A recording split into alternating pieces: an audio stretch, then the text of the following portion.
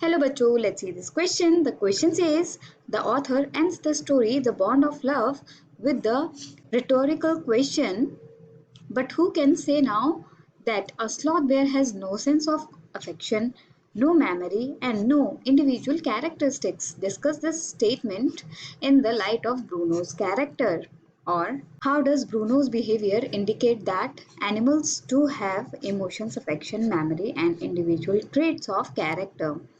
तो बच्चों क्वेश्चन में हमसे ये पूछा जा रहा है कि ऑथर ने जो स्टोरी एंड की है द बॉन्ड ऑफ लव एक रिटोरिकल क्वेश्चन के साथ किया है, मतलब इन अ वे जो चीज ऑब्वियस है उसके साथ एंड की है।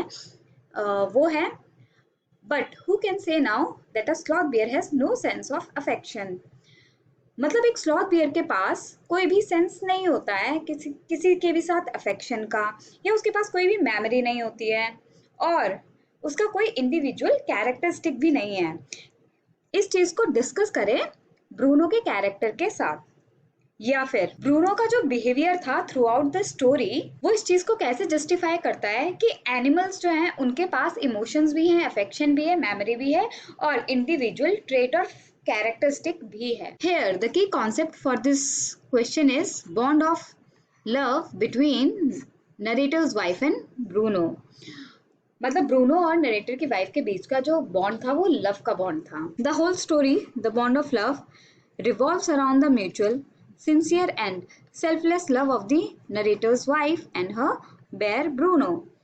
The young bear, loved and brought up like a child by author's wife, proves that he richly deserves this love because he himself is capable of showing equally deep and faithful love. The bond of love जो पूरी की पूरी story है वो सिर्फ इस चीज के अराउंड रिवॉल्व करती है कि नरेटर की वाइफ और ब्रूनो एक म्यूचुअल, सिंसियर और सेल्फलेस लव शेयर करते थे।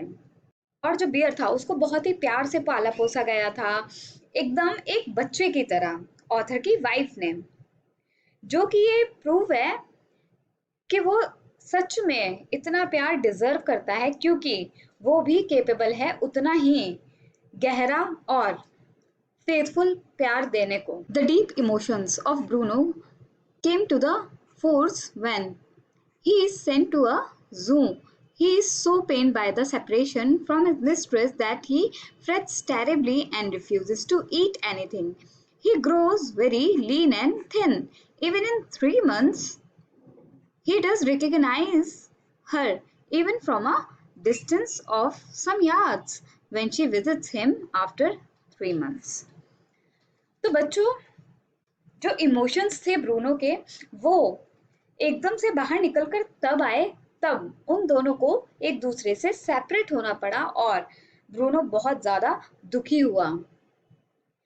और वो इतना पर्टिकुलरली ब्रूनो को इतना बुरा लगा कि वो एकदम टेरिफाई हो गया और उसने सारी चीजों को खाने के लिए भी मना कर दिया, और वो बिना खाए एकदम लीन और थिन, बहुत पतला दुबला हो चुका था। लेकिन तब नरेटर की वाइफ 3 महीने बाद ब्रूनो से जू में मिलने गई तो उसने कुछ यार्ड्स के डिस्टेंस से ही उनको पहले से ही पहचान लिया, और वो दोनों एक दूसरे से मिलकर इतने खुश हो गए कि नरेटर की वाइफ ने उसको पैम्पर किया, उसको खूब सारा खाना खिलाया, जो भी उसको पीना पसंद है उसको वो पिलाया, और दोनों बहुत ही खुश हो गए एक दूसरे से मिलकर।